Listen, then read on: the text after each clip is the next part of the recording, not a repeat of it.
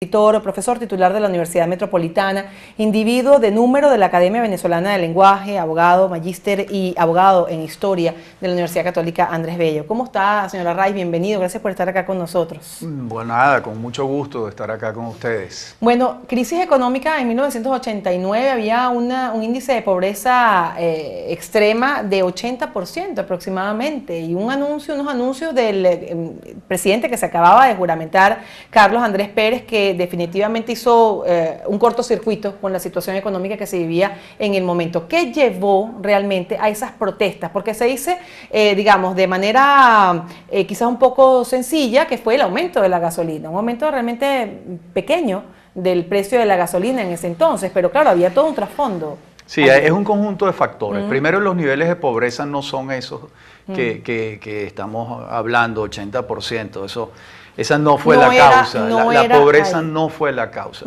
Ahí hay varios factores. Un factor importante es que el gobierno de Jaime Lucinchi no quiso implementar el programa de reformas económicas que había que hacer y a cambio se fue comiendo las reservas internacionales.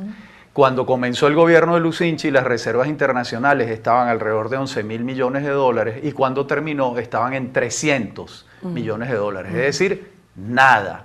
Entonces era obvio que había que solicitar un crédito del Fondo Monetario Internacional y del Banco Mundial. Pero en la campaña presidencial, quien dijo que iba a hacer esto fue Eduardo Fernández, que era el candidato de COPEI, y Carlos Andrés Pérez, el candidato de Acción Democrática, dijo que no acudiría al Fondo Monetario Internacional, que iba a regresar con él la etapa de la Gran Venezuela. Que ya la había vivido en su primer gobierno. Es decir, su gran oferta de campaña fue que no se iba a acudir al Fondo Monetario Internacional. Claro, que ese es el cortocircuito.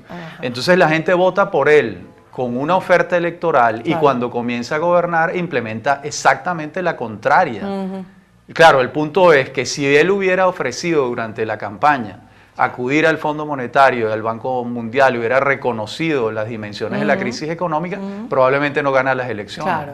Claro. Entonces la política es fue compleja. La pastillita que dio y después todo. Exacto, entonces cuando la gente se da cuenta de que Pérez va a implementar un programa de ajustes económicos, pues hubo una decepción muy grande con una oferta electoral que lo había llevado a la presidencia mes y medio antes. Claro, se acababa de O sea, eso acababa de ocurrir. Ese cortocircuito la gente lo señala poco y yo creo que es el epicentro del asunto. No tiene nada que ver, es decir, el tema de la pobreza, por supuesto, pero esa no es una rebelión por pobreza. La pobreza hoy en día es infinitamente peor. Superior, claro, ahí vamos a comparar. O sea que ese no es el tema. El tema es que hay un cortocircuito entre una oferta electoral y una realización. Y la manera como ese gobierno vendió las medidas económicas, se apoyaron en la popularidad de Carlos Andrés Pérez. Y Carlos Andrés Pérez se sobreestimó, él consideraba que él era un mito nacional, y de hecho lo era, pero los mitos se acaban de un día para otro.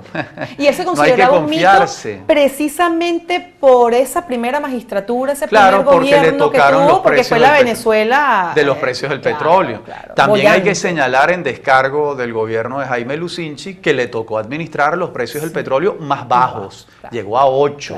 Pero no más bajos que con Caldera, ¿no? Todavía más bajos. O sea, entre Lucinchi y Caldera están los precios más bajos, 8 dólares, 9 dólares le tocó a Lucinchi. Y para mantener el status quo, que era el que había que cambiar, se fue comiendo las reservas internacionales. Ahí este es el origen del problema. Entonces, cuando es imposible no hacer los ajustes, quien está haciendo los ajustes durante la campaña electoral ha ofrecido lo contrario. Entonces hay un estallido social. Ahí se discute si ese estallido fue espontáneo o de alguna manera insuflado por alguien. Yo creo que es una combinación de las dos cosas. O hay un estallido de rabia esencial de un grupo de espontáneos. Los canales de televisión, frente a una realidad que nunca habían tenido antes, comienzan a difundir todas las imágenes de los saqueos. Se crea una especie de histeria colectiva y además interviene para la represión de ese asunto. La policía no es la que interviene, ni la Guardia Nacional, que son los que están entrenados para el orden público interno, sino que interviene el ejército. El ejército está formado para la guerra con el enemigo exterior, no para el orden público interno. Entonces, por supuesto, se incurrió en una cantidad de excesos. El número de muertos no es tanto como se dijo. ¿Cuántos aproximadamente? Mira, las cifras oficiales creo que son 276 muertos. Creo que son las cifras que acepta COFAVIC, que fue Liliana Ortega la que se encargó a partir de eso durante 30 años de todo este tema desde el punto de vista de los derechos humanos. La gasolina es un detalle, una anécdota, pero es un conjunto de factores que hay allí en la población que llevan a un cortocircuito. Pero fíjese, es tan un detalle y que quedó digamos, en la memoria de los venezolanos, incluso de los gobiernos, que muchos gobiernos después tuvieron miedo, los posteriores, a aumentar la gasolina, y era todo un tema tabú. Incluso ahora mismo, este gobierno se abstuvo varias veces de aumentar la gasolina y lo hacía de manera, digamos, más escondida, por decirlo así, o de una manera menos evidente, por el temor de lo que ocurrió en el 89. Pues pareciera, ¿no?, que sí, pero sí hay un ejemplo de aumento de la gasolina sustancial, pero de manera progresiva, gradual, que es en el segundo gobierno de Caldera. Se aumentó la gasolina bastante. Este gobierno tendría que hacerlo porque lo que está pasando en este momento es absurdo, que se regala la gasolina, eso no tiene ni pies ni cabeza. Pero sí, se ha creado, los pueblos viven de mitos, y los mitos son verdades a medias. Es decir, simplificar el Caracazo con el aumento de la gasolina es ver una parte de todos los factores que incidieron en ese estallido social, ¿no? Claro. Pero usted dice que la crisis económica no era tan aguda como habíamos visto, de un 80%. Había algo de escasez, pero imagínate, comparar esa escasez con lo que hemos vivido los venezolanos en los últimos 4 años es ridículo. Claro. Pero en ese momento había algo de inflación ínfimo comparado con la hiperinflación que hemos padecido en los últimos. Es decir, la pobreza no es la causa exclusiva. Yo no digo que no incide, por supuesto que incide, pero no es la causa exclusiva del estallido social. Yo creo que la causa principal es el cortocircuito, como te insisto, entre lo que ofreciste y lo que estás haciendo. Y ese cortocircuito se da porque fue muy cerca el momento de la campaña, el triunfo de Carlos Andrés Pérez y el anuncio de estas medidas. Lo pregunto porque igualmente en el gobierno de Hugo Chávez y ahora de Nicolás Maduro también se hicieron ofrecimientos, ofertas, grandes promesas electorales que no se cumplieron, al contrario.